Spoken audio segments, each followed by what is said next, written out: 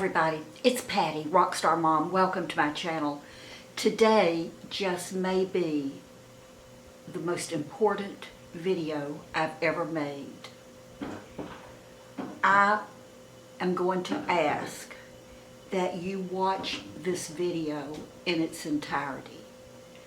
I'll make it as short as I can. I will edit it until I can't edit it anymore to keep it short and to the point. I just want you to watch to the end. I want to tell you a story. The week of Thanksgiving, we went to Jim's oldest son and his family have a lake house just south of Memphis. And we went for the entire week. We went from Monday and came home on Sunday. There was no TV, no cable. There was a TV, but no cable. No internet.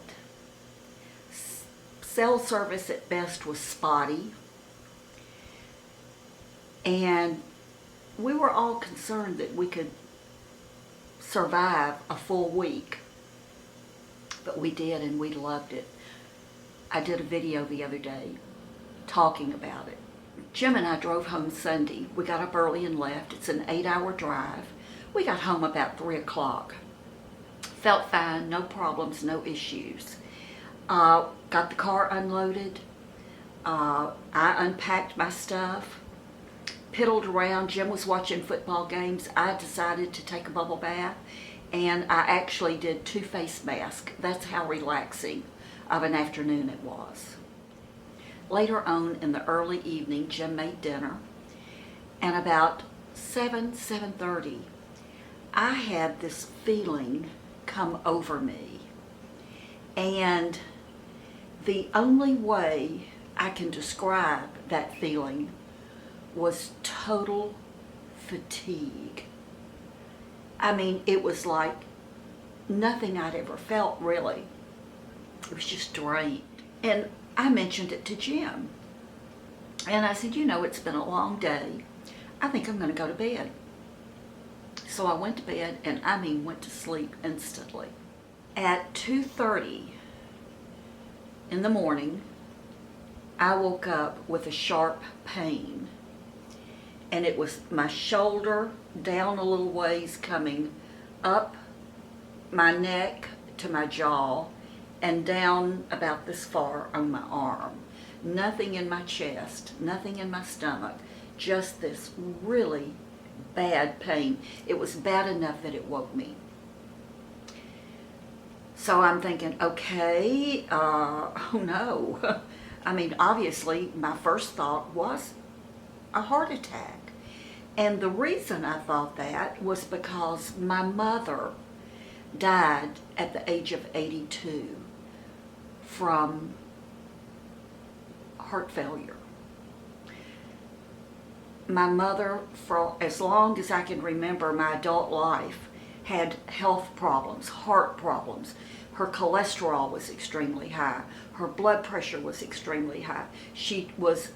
It was constant medication for her. In the last 10 or 12 years of her life, she had 2 heart bypass surgeries. She had a stent. I mean, she was heart disease. And I have never had any of her genetics. I look just like her, but I had none of her health issues, or so I thought.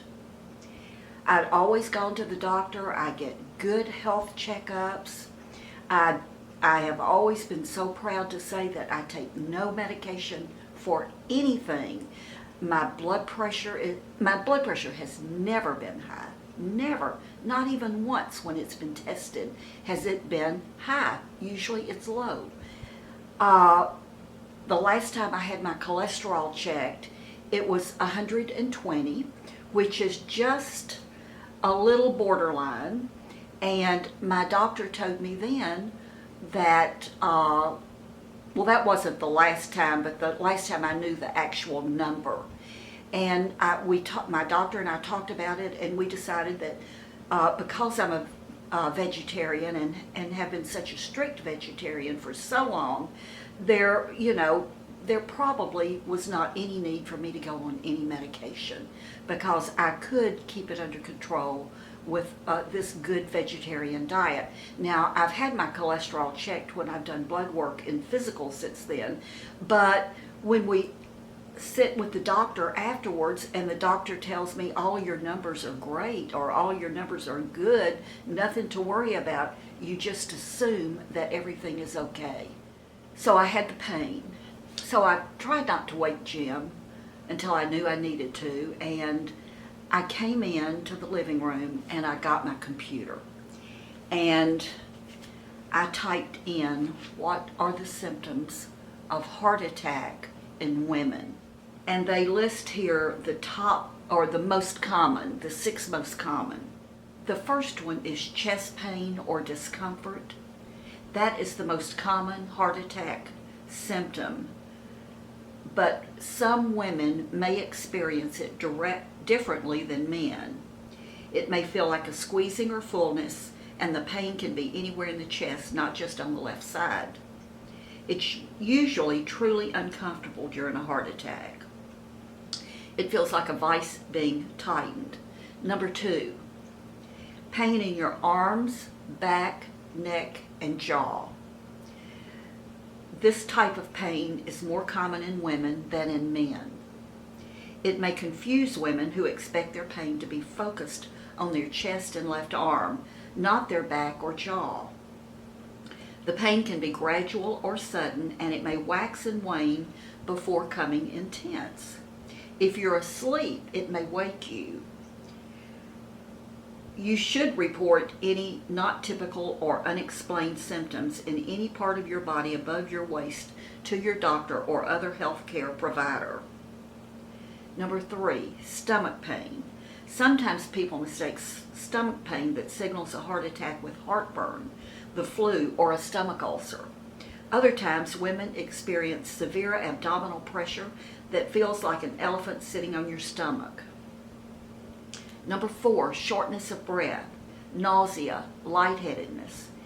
If you're having trouble breathing for no apparent reason, you could be having a heart attack, especially if you're also having one or more other symptoms. It can feel like you have run a marathon, but you didn't make a move. Number 5 is sweating. Breaking out in a nervous cold sweat is common among women who are having a heart attack. It will feel more like stress-related sweating than perspiration from exercising or spending time outside in the heat.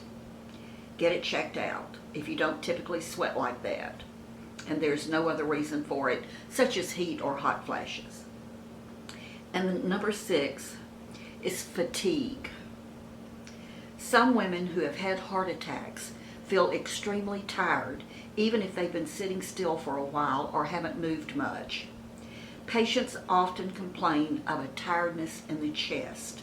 They say they can't do simple activities like walk to the bathroom. And it says not everyone gets all of these symptoms. If you have chest discomfort, especially if you also have one or more of the other signs, call 911 immediately. Well, you know how we are as women. We think, not me, that's not happening to me. I sat, and the pain in my shoulder lasted maybe 10 minutes at the longest, and then it subsided, and I was fine. I no longer felt the fatigue, the pain was gone in my shoulder. I thought, I'm just going to get up and go to bed, and I did. Jim plays golf. He has a 7 o'clock tee time on Monday morning, and he got up about 6.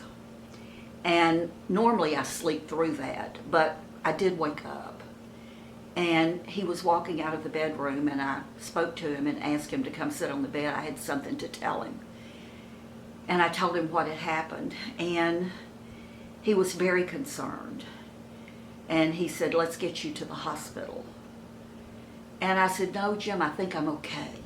I really and truly think I'm okay. I feel fine. And of course, one thing that I had read too when I was reading about it at 2:30 in the morning, another article said that women can have some of these symptoms and they just start feeling better and pass it off, and a week later they're dead. But anyway, I thought, you know what, I'm okay. I'm okay. This is not that. I don't have high cholesterol. I don't have high blood pressure. I'm good. I have a great diet. I talked myself out of it. I got up a little later. I made breakfast and piddled around the house a little bit. And I thought, you know what, I'm going to go ahead and get dressed for the day. And I went in the bathroom and I reached down to get something from underneath my vanity. And I was immediately lightheaded and nauseous. And I managed to stand back up and I sort of grounded myself. And I came back into the living room and got my phone and I called Jim.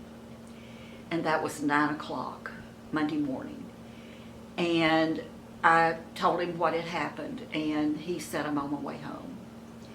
Unless you want to go ahead and call an ambulance, or I will. And I said, no, I'm going to wait until you get here. By the time he got here, we immediately left and went to the ER. And they immediately took my blood pressure, and it was elevated. They did an EKG right then and there, and then they admitted me to the hospital. This hospital that I went to here is known, in fact, all of their advertising is about heart health, and they just have a great reputation for heart disease and treating heart attacks. So that's where we went. And they also do a lot of research, and they have a unit there called ACE, and no one could seem to tell us what ACE stood for, but it was also referred to as the observation unit. And that's where they put me, was in the observation unit. They had already put an IV here and had taken huge amounts of blood, because supposedly, I didn't know this, but supposedly they can tell what's going on with your heart from your blood. So they had been drawing blood on and off. About 6 or 7 hours into this observation, I had fallen asleep. It was a lull period. I had fallen asleep. And when I woke up, the ceiling was spinning out of control. And I knew immediately that I had vertigo in addition to this. So I called the nurse, and it didn't take them long to bring me something to shoot in my IV for the vertigo. It didn't go away. They had planned several tests that day and the next. I was able to get that day a CT scan of my chest and my heart. I also got there was another one. I'll have to think about it. When the doctors did come in and we were talking about the vertigo in particular, and they realized that even with the medication they had given me, which was very strong, it had not subsided. I mean, I never even had any little breaks from it. But they were a little bit concerned about that, and they ordered a brain CT scan. I do have a brain. And nothing showed there, that there wasn't something going on in my brain that was causing the vertigo. But all they could do was give me medicine. They also had planned for me the medically induced stress test and an echocardiogram. which they could not do either one because of the vertigo. So Tuesday night, they discharged me. And I came home with being put on Lipitor for the time being, nothing for blood pressure, because they do think all of that, my blood pressure was high because of everything that was going on, the anxiety. A baby aspirin, medication for the vertigo, nausea medication, because during all of this from the vertigo, I was throwing up constantly, dry heaving, because there was nothing in my stomach at that point. So came home Wednesday, I was in bed all day. Still feeling the vertigo, but by the time bedtime actually came Wednesday night, even though I was already in bed, it felt like it was subsiding just a little bit. Thursday was better. Friday, I went in for the echocardiogram, and today is Sunday. Monday, I'm going for an actual treadmill stress test, and we'll see. I can tell you that for everything except the stress test, I am healthy as an ox. The CT scan of my chest and lungs came out fine. The CT scan of my brain, fine.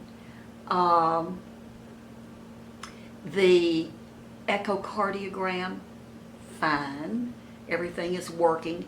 They do know that I did not have a heart attack, but they don't know yet is if I might have any blockages anywhere else. They were at one point concerned that because we had been in the car riding for 8 hours, that I might have a clot in my chest or in my lungs. I did not. So that was good to know. So far, all of the news is good news for me, except that I may be on Lipitor. And I told him, I said, you know, I'm a vegetarian. I've been a strict vegetarian for all these years. And of course, I'd already told him about my mother's history. And he said, Patty, he said, we now know that when it's genetics, you can't always control it with diet. You can move the needle a little bit, but that's the best you're going to be able to do. And my cholesterol level, from the time I know that the last time I saw the numbers until they did the blood work in the hospital, had jumped 20 points and put me into the high range. So I made a deal with him that I would do Lipitor until I could get it lowered. And we're shooting for 100. And if I make the lifestyle changes that I need to make, he'll seriously consider letting me go off of the Lipitor. And I will make that happen. You know me, I will make that happen. The only thing that I eat that can really contribute to it would be dairy. And I eat an awful lot of, I don't drink milk, but I eat yogurt and cottage cheese. I love yogurt and cottage cheese. So I have switched over here at home to vegan cheese. I bought some vegan cheese. Tastes pretty darn good. I usually shred cheddar cheese or some kind of cheese and put it on top of my salad. Couldn't tell the difference. Couldn't tell the difference. I got some, or Jim got me some Silk, the almond milk Silk peach yogurt, and it's absolutely delicious. So I'm doing some other little things diet-wise, but I'm not going to become a vegan. When we're outside, I'll continue to be a vegetarian, but I'm not gonna try to eat vegan unless it's offered to me, unless it's available to me when we're out eating. But here at home, Even though Jim does most of our cooking, we've talked about it, and I will I will eat the vegan substitutes here at home. So far, so good. So as I'm posting this video, I have not done the treadmill stress test. That's tomorrow morning. I'm anxious to get that over with. And that's something else, guys. Since we moved to Florida, I've been lazy. I mean, I have been super lazy. I walk some. I've gained probably 5 or 6 pounds in 2 years. I sort of am okay with it because it fills my face out. The fat fills my face out, which is always good for us. But I'm going to lose it. I'm going to lose probably 10, 12 pounds. And you'll probably see a lot of changes in my face. You'll see more wrinkles. You'll see more sagging of the skin. Maybe a little bit more hollowing of the cheeks here. But that's just the way it is because I'm going to be healthy. I'm going to get off of this medication as soon as possible. And I'm going to be the old Patty again. But here's the deal. This is not about me. It's not a story about me. It's a story about you. I want you, each and every one of you, whether you're genetically linked to heart disease in any shape, form, or fashion, I want you to be aware of those signs. Make sure your mothers, your daughters, your sisters, I mean, my sister and I and my daughter and I have had so many good talks over this. And, you know, as Jennifer said, I just burst her bubble because she just knew she had the good gene from me. But we need to be aware of the signs. Every doctor that I saw throughout this ordeal said one thing, and they were consistent with it. Men, there's only one symptom of a heart attack. It's like an elephant sitting on your chest. That's the only symptom men have.